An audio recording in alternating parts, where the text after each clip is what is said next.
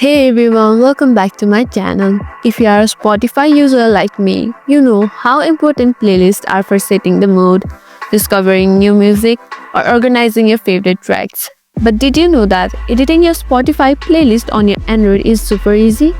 Well, in today's video, I'm going to show you exactly how to do it in just a few simple steps. Before we get started, make sure your Spotify app is updated to the latest version. You can always check the Google Play Store to ensure that. Now, go ahead and open the Spotify app on your Android device.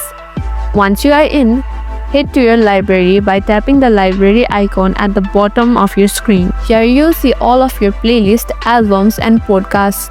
Scroll through your playlist to find the one you want to edit. Let's say I want to edit this playlist right here. Just tap on the playlist you want to work with and it will open up. To start editing, tap on the three dots. This is the option menu for the playlist. In this menu, you'll see several options like Edit Playlist, Share Playlist, Delete Playlist. To make changes, we'll tap Edit Playlist. Now, we are in the edit mode. From here, you can easily rearrange, add or remove song. Let's break it down. To remove a song, simply tap the minus symbol next to the track.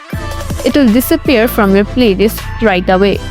You can also reorder your tracks by dragging the three horizontal lines next to each song. Just press and hold, then slide it into the position you want. Once you have made all your changes, just tap Save in the top right corner to confirm everything. And to add a song, click on Add to this playlist.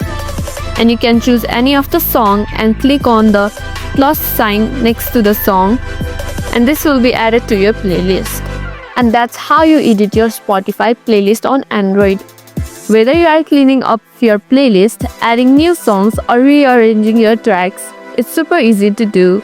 If you found this useful, make sure to hit on that like, share, and subscribe button, and also hit on that notification bell icon so that you won't miss any of our videos.